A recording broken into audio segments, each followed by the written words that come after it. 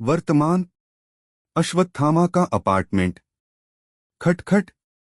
मार्कंडेय की आवाज में तनाव था।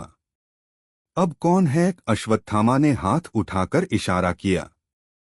रुको। वह दरवाजे की ओर बढ़ा और उसे खोला। सामने वही बुजुर्ग मिस्टर जितेंद्र खड़े थे, जिन्हें वे पहले मिल चुके थे। अश्वत्थामा ने भौहें सिकोड़ते हुए पूछा, मिस्टर जितेंद्र, क्या हुआ? बुजुर्ग ठिठके, उनकी आंखें खोखली और रहस्यमयी थीं। मैं बस यहाँ। अचानक एक क्रूर हरकत में जितेंद्र ने अपनी जेब से चाकू निकाला और उसे अश्वत्थामा की पसलियों में घोंप दिया। अश्वत्थामा के सीने में तीखा, जलन भरा दर्द फट पड़ा। वह हांफते हुए पीछे लड़खड़ाया।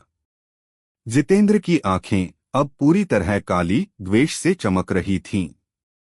उनके गले से एक गहरी, डरावनी हंसी गूंजी।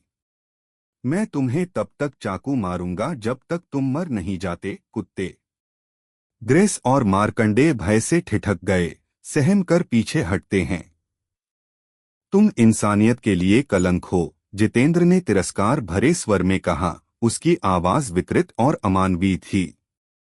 दांत पीसते हुए अश्वत्थामा ने जितेंद्र की कलाई को अपने हाथों में जकड़ लिया। उसकी पसलियों से खून टपक रहा था, पर उसने इसकी परवाह नहीं की और चाकू को झटके से छुड़ा लिया। एक गर्जना के साथ उसने अपने माथे को जितेंद्र की खोपड़ी पर जोर से मारा, जिससे एक बीमार कर देने वाली चटक की आवाज गूंजी। बुजुर्ग लड़खड़ाते हुए पहुंचे गिरा पर फिर खड़ा हो अश्वत्थामा पर चाकू से लगातार वार करने लगा। अश्वत्थामा ने किसी तरह उसके वार से बच रहा था। वह भूतग्रस्त है, मार्कंडेय चिल्लाया। मुझे पता है, अश्वत्थामा ने गुस्से से भरी आंखों के साथ दहाड़ा। जितेंद्र ने फिर से हमला किया, उसका चाकू हवा में चमका। अश्वत्थामा ने वार रोका और एक जोरदार मुक्का जितेंद्र के सिर पर मारा। जितेंद्र बेहोश होकर ढह गया। चलो, अश्वत्थामा ने हांफते हुए कहा।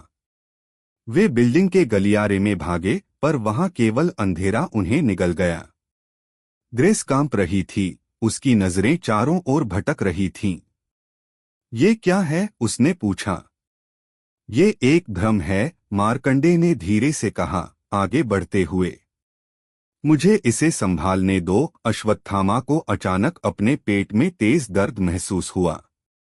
दो नए घाव, पर कोई हमलावर नजर नहीं आया। मार्कंडेय की आवाज स्थिर थी। अपनी आंखों पर भरोसा मत करो। उसकी रीढ़ चमकने लगी जब उसने अपनी हथेलियां आपस में जोड़ी। अश्वत्थामा ने ध्यान केंद्रित किया, उसकी इंद्रियां तेज हो गईं। उसने हवा में कुछ पकड़ा, एक अदृश्य चीज। अचानक एक लड़का प्रकट हुआ, भूतग्रस्त।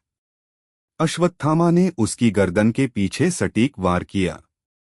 लड़का बेहोश हो गया।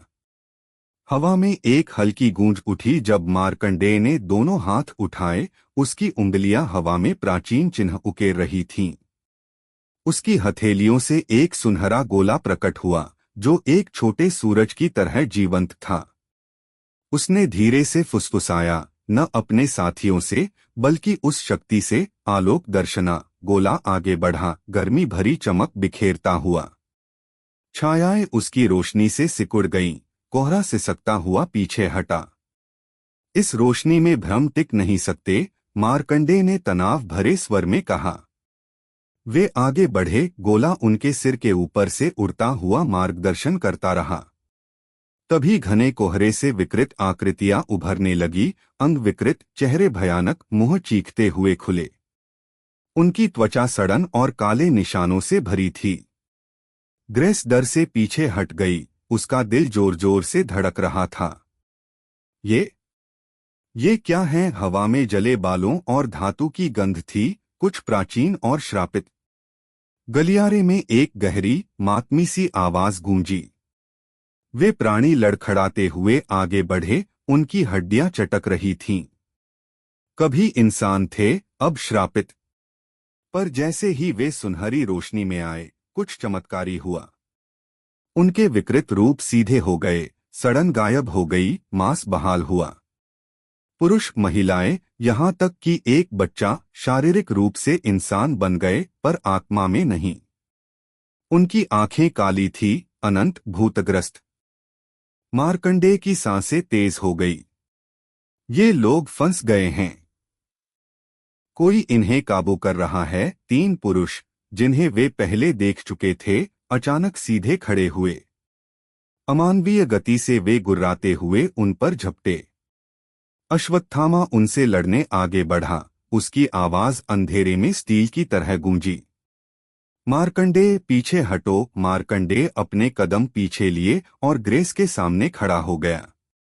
अश्वत्थामा तूफान की तरह आगे बढ़ा। उसने पहले हमलावर को चकमा दिया और उसकी ठुड्डी पर कोहनी मारी। दूसरा आदमी अश्वत्थामा की ओर झपटा।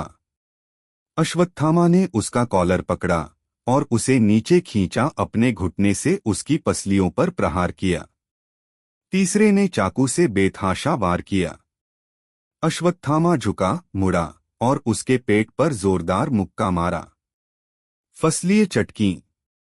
दर्द भरी कराहें हवा में गूंजीं। तीनों के तीनों जमीन पर बेजान पड़े थे। तभी 4 युवतियां सामने आईं, टूटी बोतलों और रसोई के चाकुओं से लैस। सभी ने एक साथ हमला किया। पहली लड़की ने टूटी बोतल से अश्वत्थामा पर वार किया। दूसरी अश्वत्थामा से बचते हुए ग्रेस पर हमला करने बढ़ी। अश्वत्थामा ने उसे धक्का देकर गिराया और पहली लड़की की कलाई पकड़ी, उसे मोड़ा जब तक कांच चकनाचूर नहीं हो गया। उसने फिर लड़की का डर दीवार पर दे मारा और वो बेहोश हो गई। दूसरी लड़की ने जमीन से ही अश्वत्थामा के पैरों पर वार किया। तभी तीसरी सामने से अश्वत्थामा के सिर पर वार करने लगी। अश्वत्थामा ने ऊपरी हमले को रोक और लड़की को दूसरी लड़की पर पटक दिया।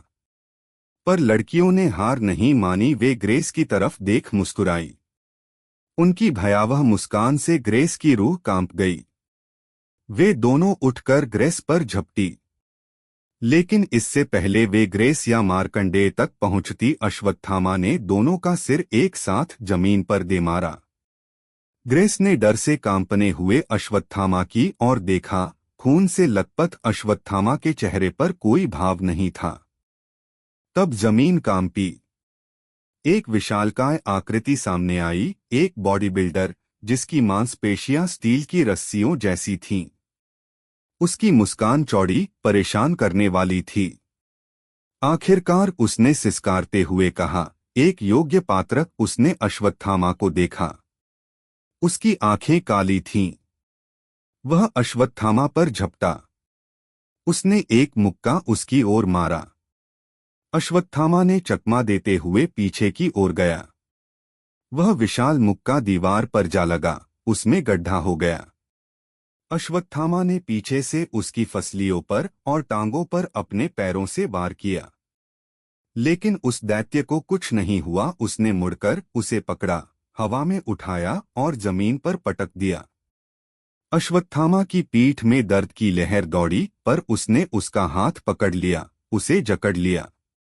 दैत्य हंसा, बस इतना ही दम है तुझमें, और उसने अश्वत्थामा को उठाकर जमीन पर पटक दिया। लहूलुहान अश्वत्थामा जमीन पर पड़ा था। वो दैत्य ग्रेस की ओर देख मुस्कुराया। आओ ग्रेस, घर चलते हैं। ग्रेस की आंखें फटी रह गई। एक अजीब सा साया उस पर हावी होने लगा। उसे ऐसा लगने लगा कि उसकी मां वहीं है, वो ग्रेस को अपने पास बुला रही है। ग्रेस के सामने धुंध बढ़ने लगी। इससे पहले वो भी उस श्रापित जादू के काबू में आती, मार्कंडेय बीच में आ गया। इसे खुद पर हावी न होने दो ग्रेस, कहते हुए मार्कंडेय ने अपना हाथ ग्रेस के माथे पर रख दिया। ग्रेस एकदम से होश में आ गई। वो दैत्य ये सब देख बौखला गया। उसने मार्कंडेय की ओर झपटा मारा। तभी अश्वत्थामा पीछे से उस पर चढ़कर अपनी कोहनियों से उसके सिर पर वार करने लगा। वो दैत्य अश्वत्थामा के साथ जमीन पर गिर गया। लेकिन वो नहीं रुका। उसने एक जोरदार मुक्का अश्वत्थामा की ओर उछाला। अश्वत्थामा ने अपना माथा उसके मुक्के पर मारा। हड्डी से हड्डी टकराई, एक बीमार कर देने वाली आवाज के साथ। दैत्य लड़खड़ाया।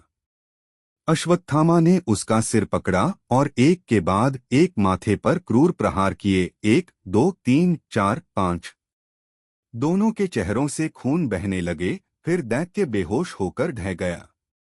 ग्रेस कांप रही थी। वह क्या था? समय नहीं है, मार्कंडे ने कहा। ये बेहोश हैं, मरे नहीं। हमें चलना होगा।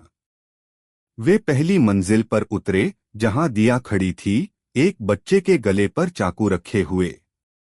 मार्कंडे की आंखें चौड़ी हो गईं। असंभव। वह इतनों को कैसे नियंत्रित कर रही है? दिया मुस्कुराई। मैं अपने स्वामी का सिपाही हूं। मैं असफल नहीं होता। ग्रेस आगे बढ़ी, पर अश्वत्थामा ने अपना हाथ उठा उसे रोका। तुम क्या चाहती हो? ग्रेस ने पूछा। दिया के होंठ मुड़े। तुम, ग्रेस? मेरे साथ चलो, मैं तुम्हें सुरक्षित रखूंगा। अश्वत्थामा की आवाज स्टील सी थी। तुम जीत नहीं सकते। दिया की मुस्कान चौड़ी हुई। तुम्हें लगता है तुम जीत सकते हो? ये देखो, उसने बच्चे का गला रेत दिया। मार्कंडे ने सांस रोकी। नहीं, ग्रेस चीखी। बच्चे का निर्जन शरीर जमीन पर गिर पड़ा, एक बीमार कर देने वाली आवाज के साथ। उसके अंग अप्राकृतिक रूप से मुड़े, आंखें खुली, स्थिर, बिना पलक झपकाए। समय टुकड़ों में बिखर गया। वह ध्वनि गलियारे में गूंजी, जैसे नेति की चटक। मार्कंडे ठिठक गया। उसकी सांस सीने में अटक गई। उसकी आंखें चौड़ी, पुतलियां सिकुड़ गईं, क्योंकि वह जमीन पर पड़े टूटे शरीर को देखता रहा। उसके चारों ओर की सुनहरी रोशनी मंद पड़ गई, जैसे मोमबत्ती हवा के लिए हाँफ रही हो। नहीं, उसने फुसफुसाया, उसकी आवाज भूत सी। उसके हाथ कांपे। ऐसा नहीं होना चाहिए था। ग्रेस के घुटने मुड़ गए। उसका पूरा शरीर सिहर उठा, जैसे दुख ने उसकी रीढ़ को जकड़ लिया हो।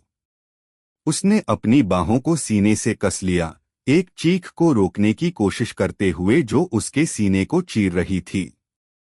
उसके दांत ठंड से नहीं, बल्कि भय और असहायता से कटकटा रहे थे। आंसुओं ने उसकी नजर धुंधली कर दी, पर वह नजर हटा नहीं सकी उस बच्चे के चेहरे से। अश्वत्थामा ने अपनी मुट्ठियां कस ली। तुमने अपने एकमात्र दाव को मार डाला। दिया के चेहरे पर एक भयानक मुस्कान आई। उसने चाकू अपनी पेट पर रखा। तुम्हें क्या लगता है वह बंधक था? नहीं, वह बंधक नहीं था। उसकी मुस्कान चौड़ी हुई। ये देख अश्वत्थामा पीछे हटा गया। उसके पैर जैसे जम गए। दिया के मुख से आवाज आई, और कितनी जिंदगियों को दांव पर लगाओगे? तुम जीत नहीं सकते, क्योंकि ईश्वर हमारे साथ है। मुझे ग्रेस दे दो, वरना। मार्कंडे ने अपने दोनों हाथ जोड़े और जमीन कांप उठी। जमीन में से पेड़ों की जड़ें निकल आई और दिया की बाहें जकड़ ली।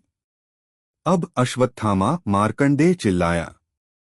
अश्वत्थामा बिजली की गति से दिया की ओर झपटा, और दिया बेहोश होकर ढह गई। सब शांत हो गया। ग्रेस घुटनों पर गिर पड़ी, उसका शरीर कांप रहा था। ये सच नहीं हो सकता। अश्वत्थामा, जिसके चेहरे से अभी भी खून टपक रहा था, दिया के ऊपर खड़ा था। उसने धीरे से कहा, इसके लिए समय नहीं है। हमें अभी जाना होगा। आंसुओं ने ग्रेस के चेहरे को भिगो दिया। उसे कुछ सूझ नहीं रहा था। क्यों? वे कौन थे? मेरे पीछे क्यों आए? वह बच्चा मेरी वजह से मर गया। अश्वत्थामा का धैर्य टूट गया। तुम एक चमत्कारी जड़ी बूटी की तलाश में निकली हो और सोचा कि कोई उस पर ध्यान नहीं देगा। यही इसकी कीमत है। अब चलो। उसने उसे खींचकर खड़ा किया। बिना एक और शब्द कहे वे रात में भाग गए। बारिश बेरहम चादरों में बरस रही थी, तीनों को भिगोते हुए, जब वे मंद रोशनी वाली गलियों से गुजर रहे थे। दूर गड़गड़ाहट गूंजी, उनकी तेज कदमों की आवाज को दबाते हुए। रात का बोझ दमघोंटू था, अंधेरा चारों ओर से दबा रहा था। अश्वत्थामा आगे था, उसका शरीर कठोर पर अडिग। पानी उसके चेहरे से बह रहा था, उसके घावों के खून के साथ मिल रहा था, पर उसने इसकी परवाह नहीं की। उसके पीछे मार्कंडे आधा ग्रेस को संभाले था, जिसका शरीर कमजोर था, कदम डगमगा रहे थे। वह उसकी बाह से चिपकी थी, उसकी उंगलियां बर्फसी ठंडी, उसकी चौड़ी आंखें बारिश में हर हिलते साए को देख रही थीं। डर उसकी दूसरी त्वचा बन गया था। अब हम कहाँ जा रहे हैं? अश्वत्थामा, मार्कंडेय की आवाज धीमी, सतर्क थी, जो बारिश की छपछपाहट के ऊपर मुश्किल से सुनाई दी। उसने ग्रेस को और मजबूती से पकड़ा जब वह फिर से लड़खड़ाई। अश्वत्थामा एक पल के लिए रुका, नए घावों से तेज दर्द उठा, पर उसने दांत पीसे और खुद को संभाला। मेरे छिपे ठिकाने पर। उसकी आवाज दृढ़ थी, थकान के बावजूद अटल। मार्कंडे ने ग्रेस की ओर देखा। उसका भीगा हुआ कपड़ा उससे चिपक गया था, पानी से भारी, और उसके कांपते हाथ कपड़े को जकड़ रहे थे जैसे खुद को स्थिर करने की कोशिश कर रही हो। उसकी सांसें उथली और असमान थीं, आघात की गूंज अभी भी उसके दिमाग को जकड़ रही थी। तीनों सावधानी से आगे बढ़े, बारिश उनके कदमों को छिपा रही थी, पर हर कदम को खतरनाक बना रही थी। पानी असमान गलियों में जमा हो रहा था, ठंड उनकी हड्डियों में समा रही थी। कभी कभार स्ट्रीट लैंप की टिमटिमाहट आसपास के वीराने को रोशन करती थी, परित्यक्त दुकानें, टिमटिमाते नियोन साइन, जंग लगे छज्जों के नीचे दुबके आवारा कुत्ते। अश्वत्थामा की तीक्ष्ण नजर आगे की सड़क पर टिकी थी, हर नस सतर्क। मार्कंडे बार बार पीछे देखता, उसकी मांसपेशियां तनी हुई, पीछा करने के किसी भी संकेत के लिए तैयार। रात का बोझ जो उन्होंने अभी अभी सहा था, उनके बीच हवा में लटका था, अनकहा पर दमघोंटू रूप से वास्तविक। अभी के लिए उनका एकमात्र लक्ष्य था आश्रय ढूंढना, भले ही थोड़े समय के लिए। अश्वत्थामा के अपार्टमेंट के बाहर बारिश बिना रुके बरस रही थी, अंधेरी गली को पानी की चादरों में भिगो रही थी। एक टिमटिमाते स्ट्रीट लैंप की रोशनी में कोहरा घूम रहा था। एक छायादार आकृति लड़खड़ाते हुए आगे बढ़ी। उसकी काली टी शर्ट, हाफ कोट और जीन्स बारिश से पूरी तरह भीग चुके थे, शरीर से चिपके हुए थे। उसके कदम डगमगा रहे थे, सांसें रुक रुक कर चल रही थीं, हर सांस ठंडी रात की हवा में दिखाई दे रही थी। हर कदम उसकी कमजोर होती ताकत के खिलाफ एक जंग था। उसका हुड चेहरा छिपा रहा था, लेकिन थकान उसकी कांपती देह से झलक रही थी। उसकी नजर सड़क किनारे खड़ी एक चमकदार काली कार पर टिकी थी, जिसके काले शीशे शहर की टेढ़ी मेढ़ी रोशनी को प्रतिबिंबित कर रहे थे। वह आगे बढ़ा, हर कदम पिछले से भारी। कार तक पहुंचते ही उसका शरीर जवाब दे गया। वह गीली सड़क पर ढह गया। उसके अंग बेजान पड़ गए, और बारिश का पानी उसके चारों ओर जमा हो रहा था। कार का दरवाजा हल्के से खुला, एक नरम क्लिक की आवाज के साथ। एक लंबा, आकर्षक आदमी बाहर निकला, जिसे बारिश ने छुआ तक नहीं था। उसका सूट बेदाग था, जैसे बारिश उस पर गिरने की हिम्मत ही न कर सके। उसके काले, चमकदार जूते स्ट्रीट लैंप की मंद रोशनी को प्रतिबिंबित कर रहे थे। उसका चेहरा तेज था, आंशिक रूप से चश्मे के पीछे छिपा हुआ, जो रोशनी को वापस फेंक रहा था। वह पूरी सटीकता के साथ चला, उसके चारों ओर पूर्ण नियंत्रण का आभास था। वह मास्टर उस गिरे हुए व्यक्ति के पास झुका। उसकी आवाज शांत लेकिन आदेश भरी थी, शेफर्ड, तुम अकेले? इंस्पेक्टर कहाँ है?